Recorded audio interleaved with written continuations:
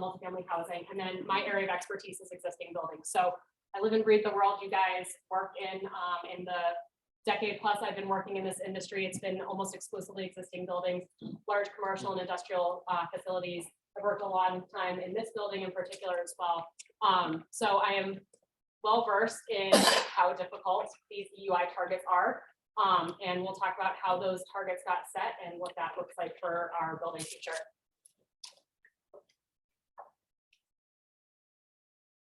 See my presentation. There we go. So quick introduction on what we'll be talking about. We will be talking about the background on Energize Denver.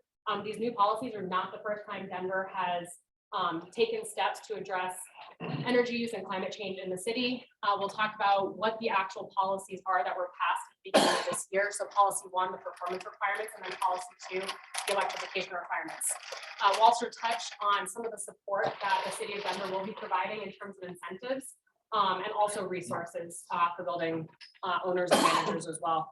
And then the other thing that I think is really important to touch base on is this is coming down the line at the state level real fast. Just curious from building operators, who works on a building that is 50,000 square feet or greater in the state of Colorado? Okay, and then in Denver, 25,000 square feet or greater. Okay, so fair amount of overlap. So like I said, this is coming down at the state level. It's a slightly different building set. We'll talk about that. And then last is we'll talk about some action plans and things that you can start doing in your buildings now. So background on Energize Denver. The first initiative that Denver took was in 2016. I'm sure a lot of you that if you have buildings and are operating them in the city are familiar with this. 2016, they required benchmarking for buildings 25,000 square feet and greater. This was their first attempt to try and address climate change and energy use across the city. There's very high participation, actually. I think in the 80 to 90% of buildings that are required to participate do participate in benchmarking. But what they've seen in the last 6 years is energy use is going up across the city. They have not seen the reduction in energy that they expected. I'm sure you guys are also aware of what was originally the green roof ordinance, now the green building ordinance. This was a voter mandate in 2017, asking that green roofs be required on buildings 25,000 square feet and greater. City of Denver recognized that this was not an option for every existing building out there. So they put together a task force to give options to buildings to comply with this while also staying within the spirit of the original law. Some of those options I want to talk about on the energy side are going to be impacted by the new Energize Denver policies.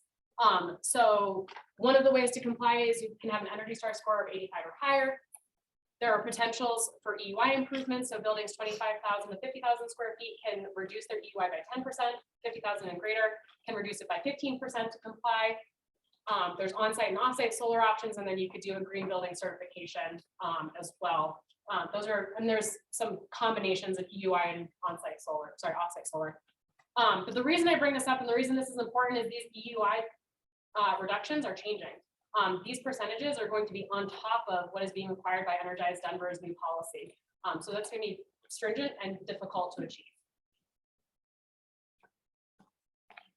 Other changes that are coming are on the new construction side. So this is for the IECC codes. Denver updates the IECC code with their own amendments every year. So first thing that was passed is in 2021. They are requiring electric ready.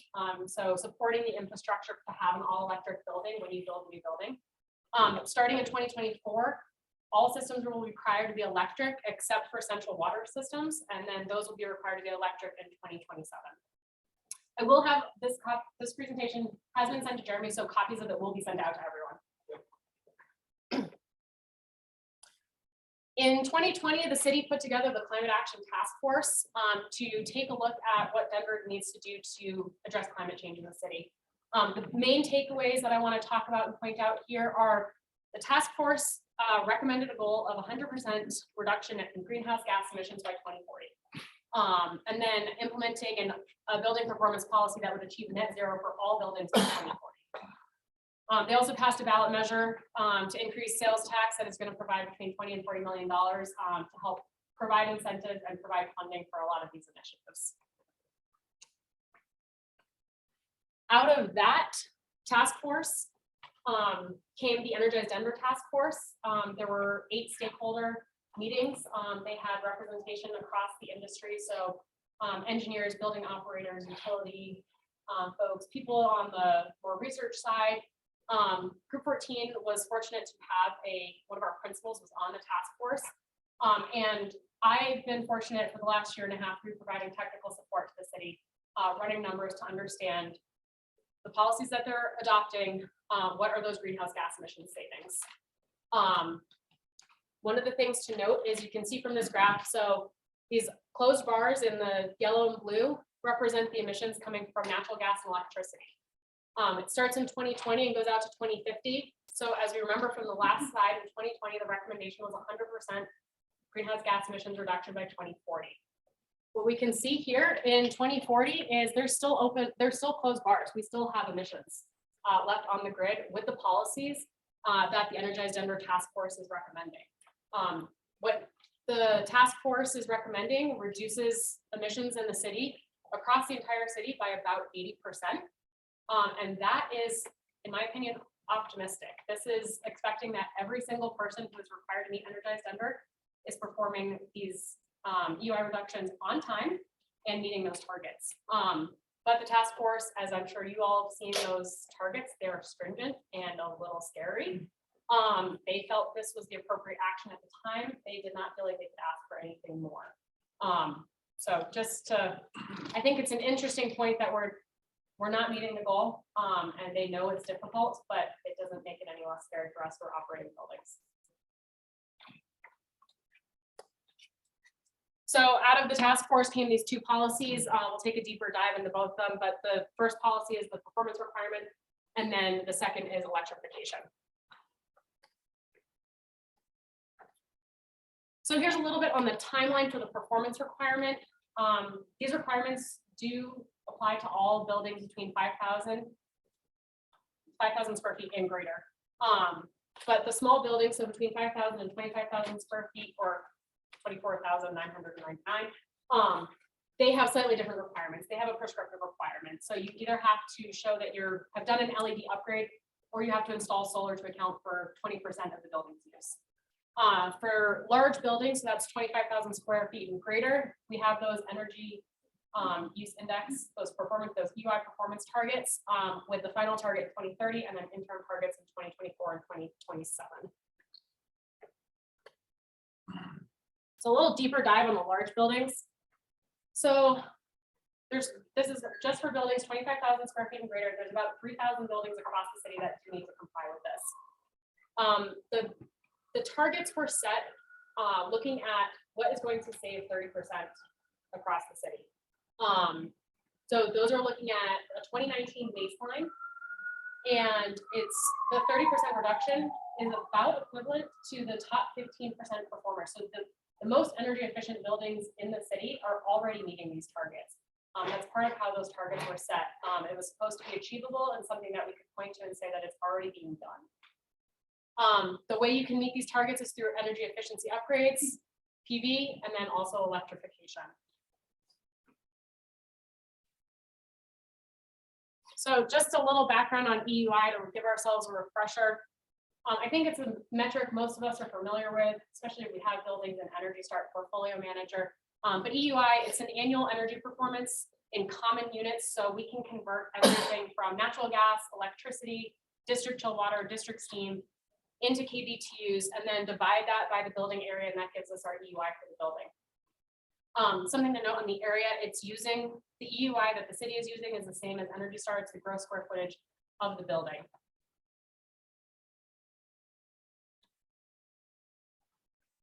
So, as I'm sure many of you know, having received probably notifications for your properties this spring, building types and 2030 targets were set in April. At the same time, they calculated the interim targets for each building. Those interim targets are unique to your building. So regardless, you can see in this graph, the way that the policy was set out was each building type was given a target based on common or those building types in the city of Denver. And if there wasn't enough buildings in that building type to reference, they looked at national median EUI data. to make sure that those numbers were founded in fact and what other buildings were doing. So this is the office building example. The target is a 48. You can see regardless of where these buildings start, we've got office A, B, and C. They can start at different points. They're going to have different interim targets because of their starting point. But the goal is for all of them to reach 48. Something else to note is these are all based on the 2019 baseline. They did that because the hope was to avoid how weird data was coming out of 2020. So they didn't want to make it any harder than it already was. So the hope is 2019 is the last normal year that we have. So that's how those targets were set. Compliance is going to start being tracked. Obviously, Energize Denver requires their benchmarking for June 1st every year, so that deadline is coming up. June 1st of 2025, they will start looking at 2024 data to see if buildings are complying with those confirmed targets. It's just an overview of some of the building types that are some of the examples. You can see they are a huge wide variety of targets. Obviously, your fast food is extremely high. Something to keep in mind, it's typically very high energy density for how small those buildings are. But a 311 is obviously hugely different than the 48 we're talking about for offices.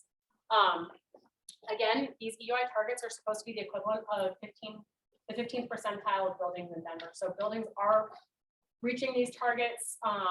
Both nationally and locally, experts have said 30% reduction is attainable with current technology. So that's why the city of Denver felt that that was a comfortable target that they could go for. Some other things to note are solar is fully credited towards the EUI. So if your roof is gigantic, you could put solar on and meet the EUI targets technically. Obviously, in a building like this, our roof is not very big, so that is not going to work. It's a large energy use and a small roof. So there's a couple ways to do it through solar. You can do on-site solar and off-site solar. On-site solar, you have to prove installation and then report the kWh that is being produced each year. Off-site solar, you have to prove that you have a contract in place. You have to show that contract. It also has to be, so if you guys are not familiar with Public Service Company of Colorado, also known as Excel, must be within Excel's territory. We can't go buy solar in Hawaii and say that it's counting. So it must be in Excel's territory, and it has to have at least a 5-year contract, and that has to be renewed for the life of the building. Again, you also have to submit the kWh that's being produced every year. So I feel like this is the thing that people ask me the most about, or alternate compliance has. How do we get out of this? There are a few ways. You can request a different timeline. On the timeline, what they're asking for is to prove that if you need to do a capital project to meet these EUI targets, and hey, supply chain is impeding progress, people are busy, they can't do projects right now, then you can ask for an extension and say, hey, my project's in process, it's being worked on. We're not going to meet it by 2024. We're going to meet it in 2026 or 2027 instead. So you can adjust those timelines. For the final EUI target, there are also options to change the space uses and potentially justify unique conditions in the building. So I was actually the one setting targets to help the city with that effort. I know exactly how these targets were set, so if you have questions, please let me know. Again, technical support only. I only do the city's bidding. I did not come up with these on my own.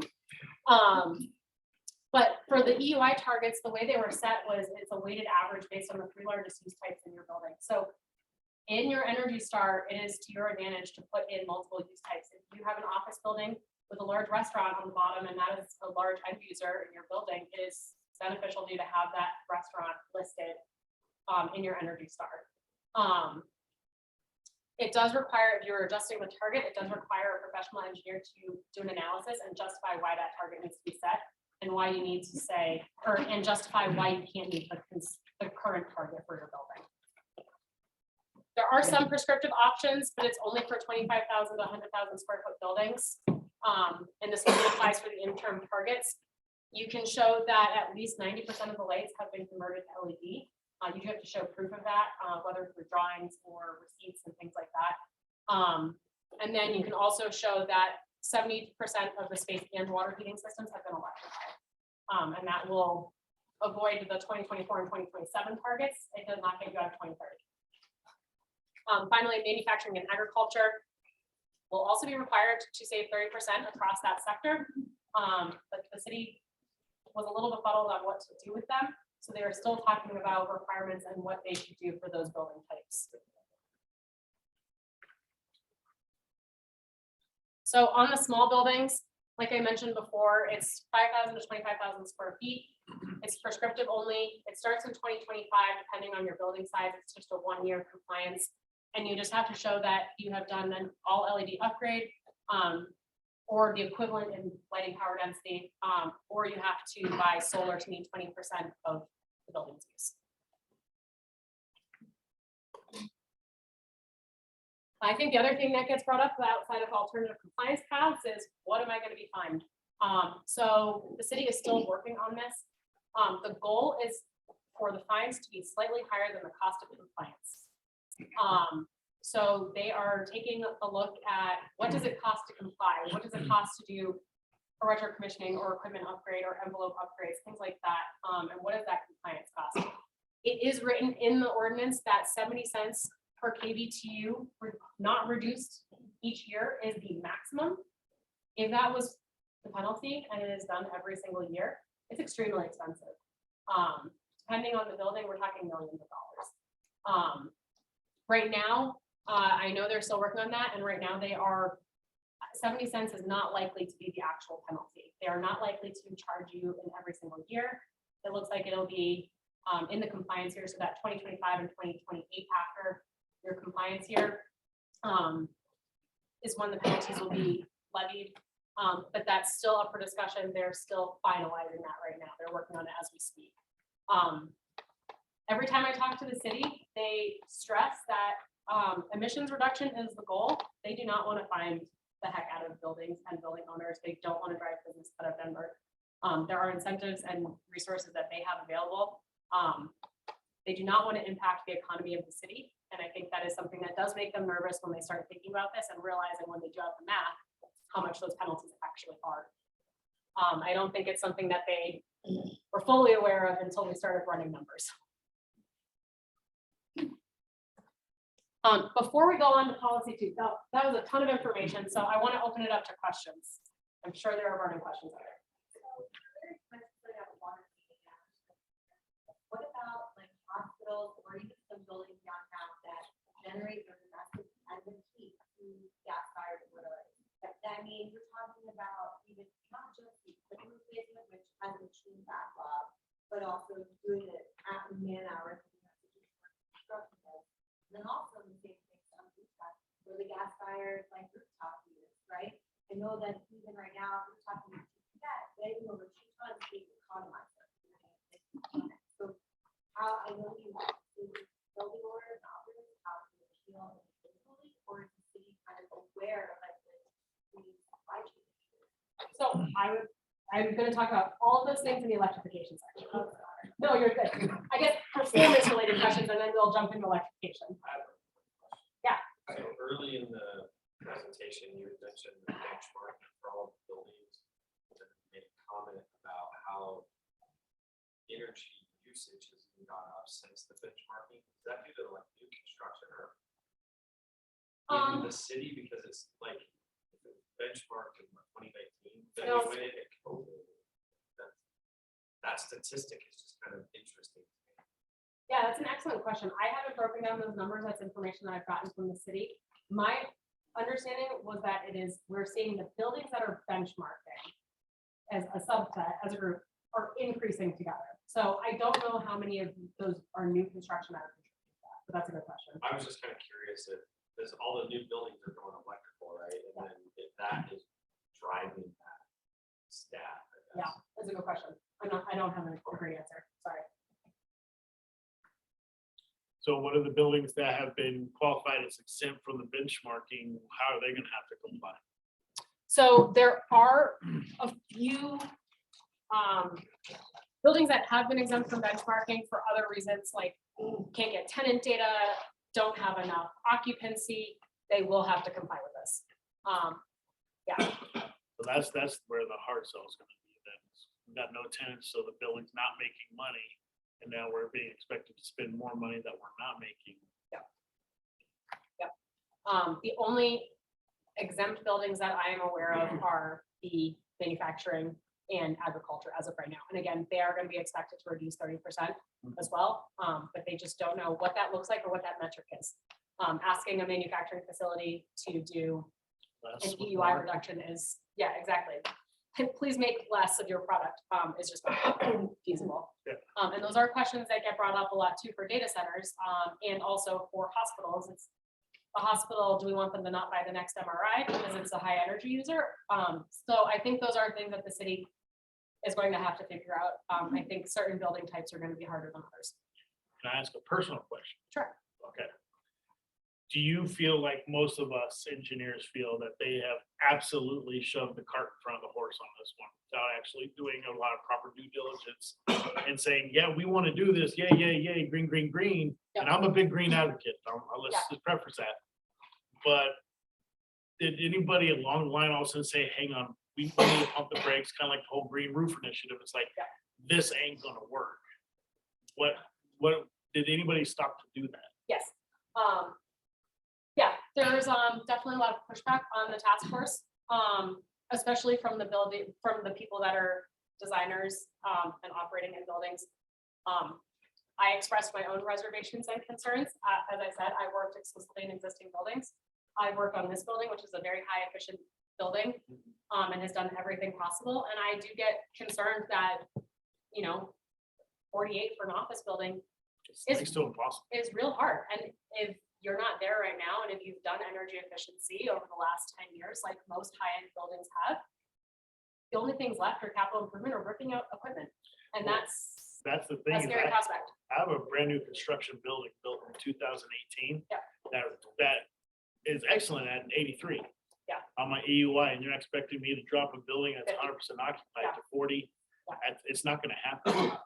And in terms of what the cities thought, their philosophy really was that they didn't want perfection to prevent progress. I think their concern is, as with a focus on sustainability and climate change and emissions, their concern is if we're really going to keep the planet to 2 degrees Celsius or less, that we can't stand in our own way anymore. We have to do something, whether it's perfect or not. Yeah, go ahead. So the 30% reduction, is that across the board in energy consumption? Yes. For commercial buildings, it's not Yeah. including residential. So you've got to drop 30% off of your total consumption. The average building does, yes. And obviously, there's going to be some that have to drop off a lot more, and that's where it gets real scary. Is some are, having to reduce 50%, and then there are some that don't have to do anything, or they only have to reduce 5%. So, Well, you can offload Sorry. by installing solar. yes, or doing offsite solar as well. It gets expensive, but that's also an option. We're gonna Yeah, run if out I of own space for 10 solar out 10, farms. if I own 10 acres of land in Excel's landmark, Territory. I can put solar in and Okay. feed them energy Yep, to exactly. reduce my bill. Yep. Another question, replacing gas-fired RTUs, with Yep. electric, they're not as efficient, electric versus gas, so your electrical usage is gonna go up. Isn't it the opposite? It is. We'll of talk what we about that. want? Yeah. I know. Yeah, we'll Also talk talking about at that. the bit about the electrification. I know. Okay. Sounds like we want to move on to electrification. Yeah, we're ready. Okay. We're ready. Let's go. That's where we really wanna go. That's where we really want to go. Got it. Okay. So, the reason electrification is being pushed is because electricity is really the only path to zero emissions energy. Obviously, Colorado and this area is heavily, or was a heavily coal area for electric production. That is changing, and it's changing very rapidly. So Excel has already reduced their emissions on the grid by 38% in 2018. They're on track to reduce it by 80% in 2040. And then they have an agreement with the city of Denver. All electricity coming into the city of Denver by 2040 should be 100% renewable. So that is why the big emphasis on electrification. Eventually, Excel is targeting 100% carbon-free electricity in 2050. The reason they say carbon-free and not renewable is they are looking at carbon capture technologies, carbon offsets, things like that. With the understanding that some of those technologies are not cost effective right now and are not totally available right now. But that technology is, they're waiting for that to be built out. So on the heat pump discussion, so no one is advocating that you put in electric resistance. It's expensive, and it is not what they think is the path forward. Heat pumps are what they expect to be the path forward. So heat pumps, compared to a natural gas system, say our average natural gas system is about an 80% efficient system. Electric resistance, about 100% efficient system. Heat pumps on average in bad operating conditions are 250% efficient, up to 350% efficient. So heat pumps really are the technology that we're looking at right now. Obviously, we don't know what new technologies are coming down the line. Hopefully there is something that is going to be better than heat pumps, but heat pumps are the solution that they're looking at right now. They provide really high efficient cooling and heating. How can you be more than 100% efficient? Yeah. Yeah, So- I'm like, wait a minute, let's stop right here. Yeah. So it is the energy, there's, the metric is called COP. And I'm blanking on the coefficient of performance. So it's how much energy is being put in versus the energy that you're getting out. So you essentially are putting in less energy than you are getting out of that system. So you're generating. So when you say heat pumps, just for clarification. Yeah.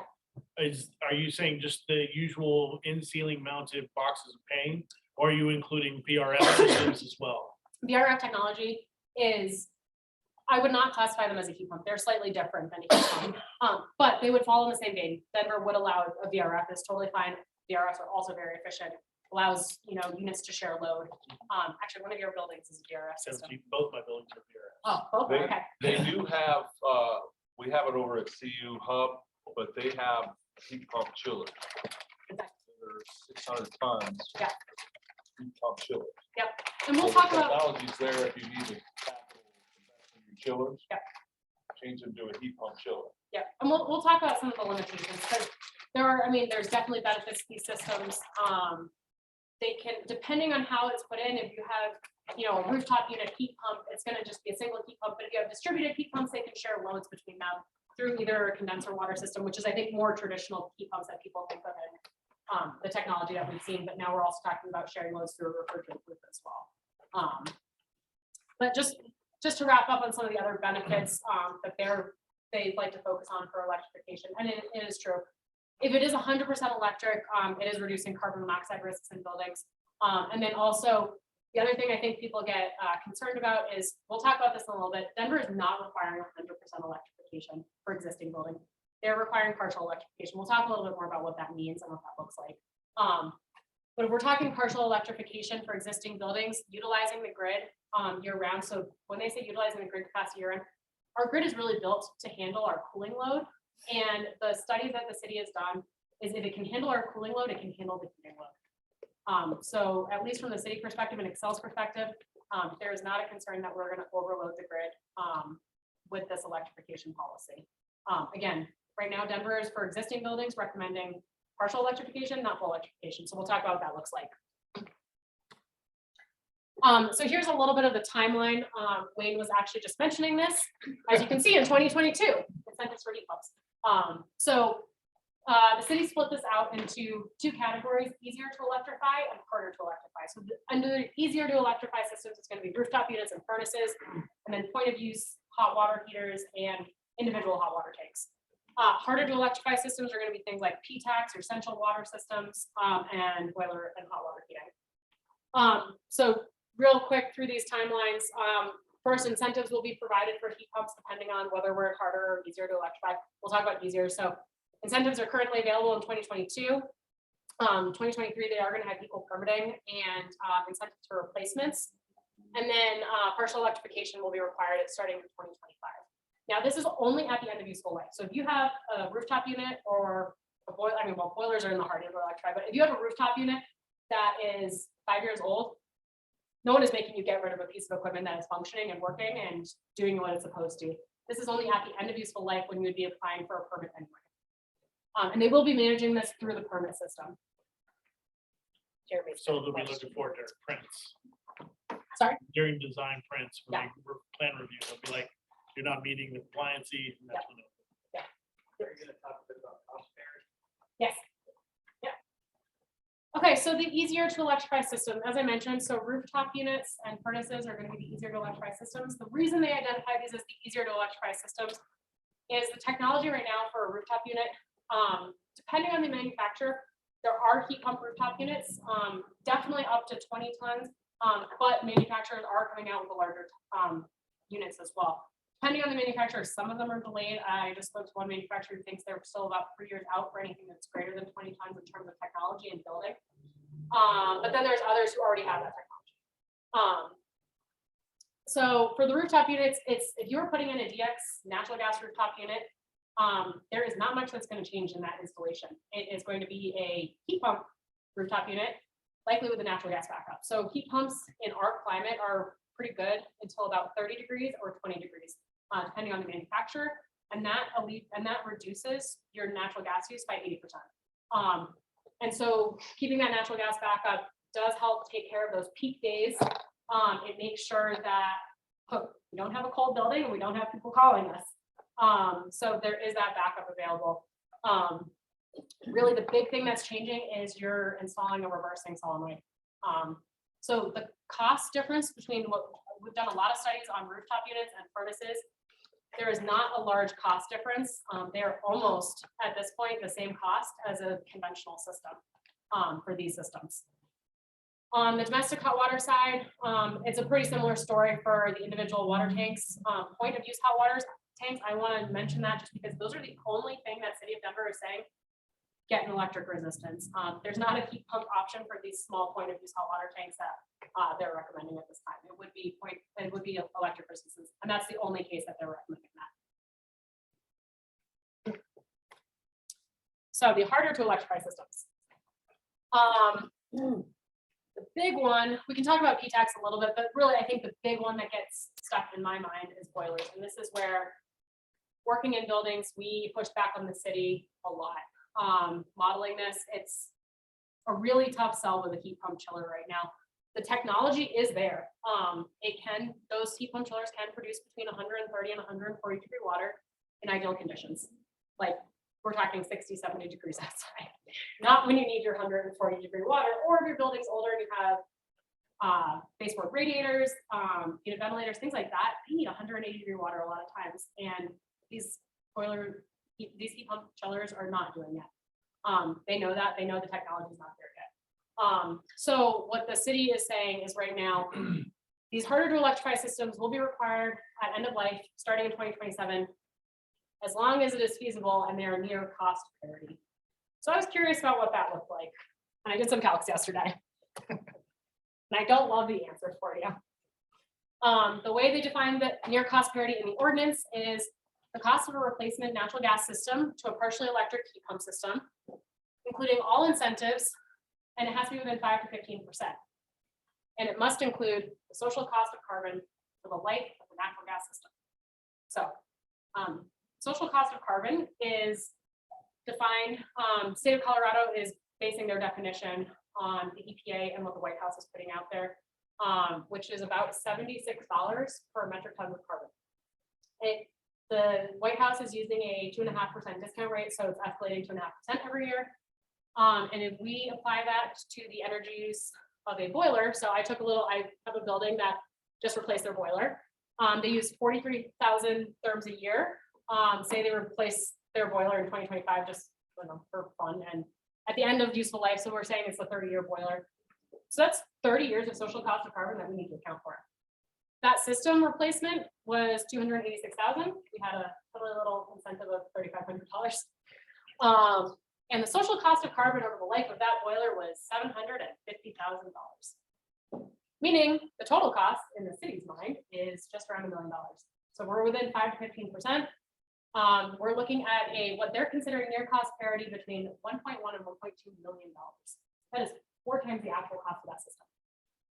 I brought this up to a couple engineers in my office. I don't know if people have run these calculations before, because I'm pretty sure a lot of people were shocked when I gave them those numbers.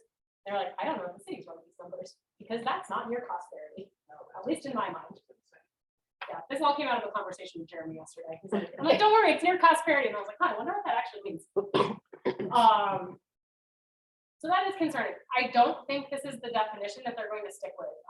We as a firm are pushing back and saying, okay, well, we're accounting for social cost of carbon for natural gas. We should at least be counting for the social cost of carbon of our still slightly dirty grid, and at least have the difference. So I think there's going to be changes coming down the line. I don't think this is how they're going to be calculating it, just because in no one's mind is that near cost parity.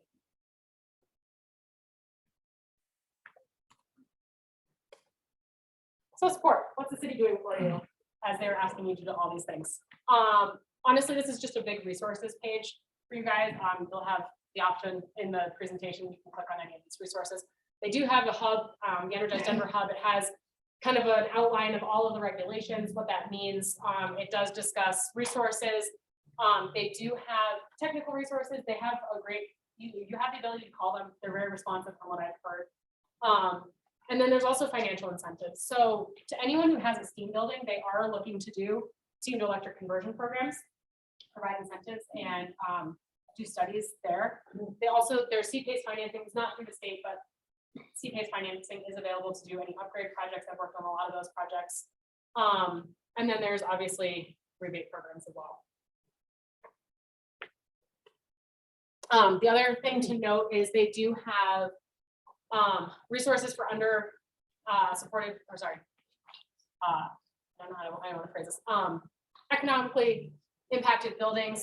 They have been identified, affordable housing has been identified, other under-resourced communities are on the city's list. There is not great information on what they're doing right now. They're still working out these incentive programs and what that support looks like. And like I said, there's also technical support. The city's website is actually great. You can call them or email them and you'll get answers back pretty quickly. Okay, before we stop, we can stop there before we hop into the state of Colorado. Everybody be nice. Be nice.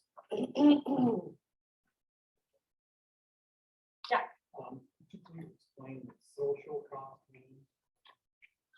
Yeah, it is the, and I might get this definition wrong, but it's the cost they believe that of the impact of carbon on the environment and how it is impacting us. So whether it's like for health concerns or climate change, so things like that. So as greenhouse gas emissions increase, we have more extreme weather events. What does that cost to society?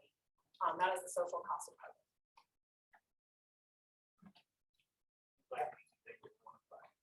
Totally. How long has that been around? Is that something that just?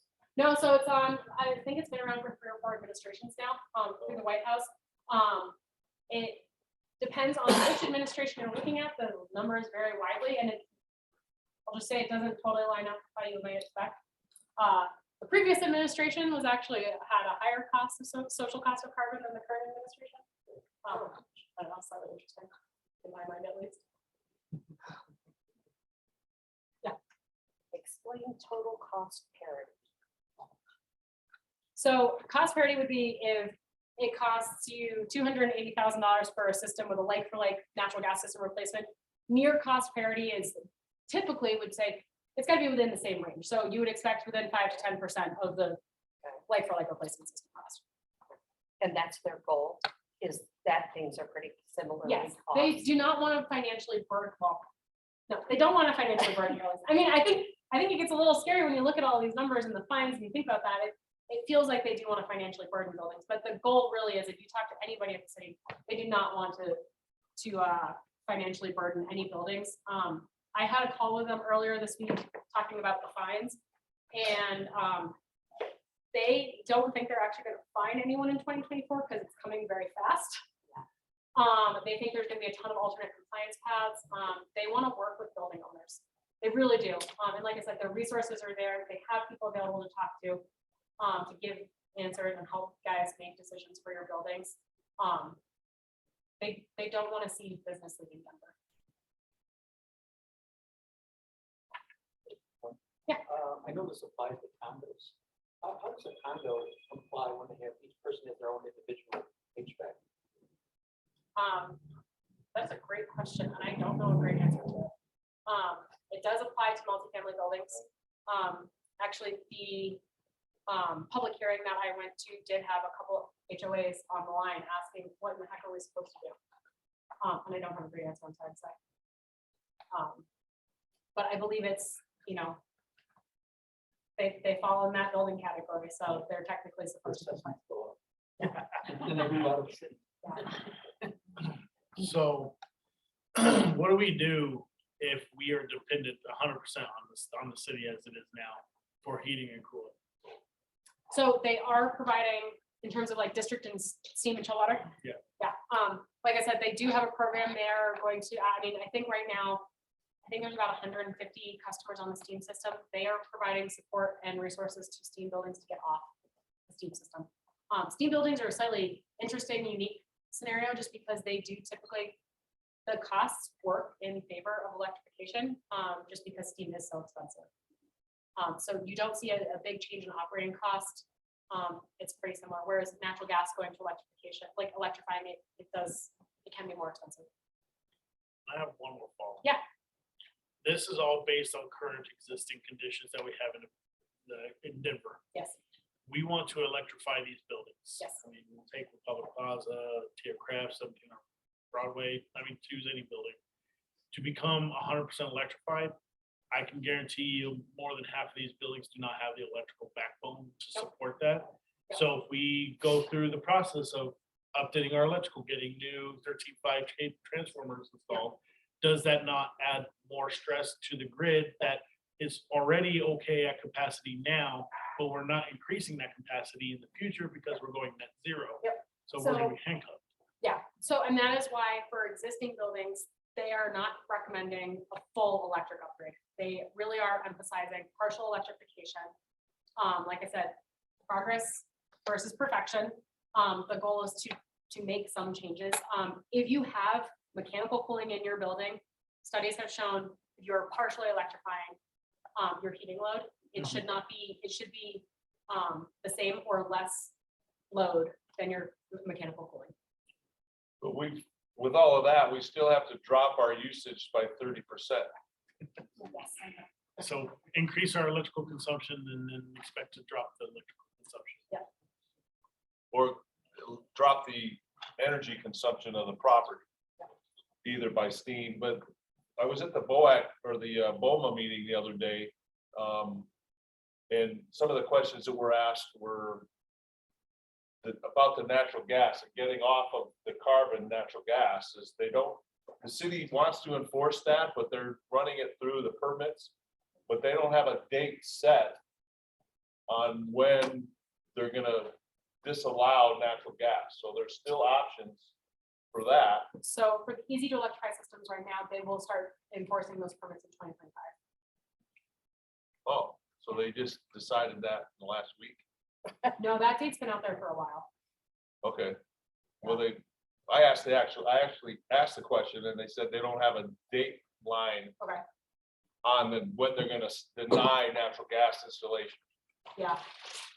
The way it's currently written, it says 2025. Okay, But again, I think that's up to the permit office, so So Yeah. in 2025, no new taps. no, most likely not.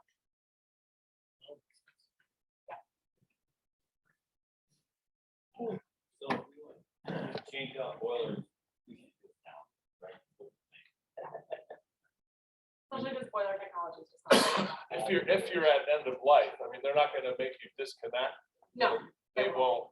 No, but if you're near it. but if your Yeah. boiler is 30+ years old. You gotta make a capital investment within 5 years. You should do it now. Yeah, so we have a vote on it.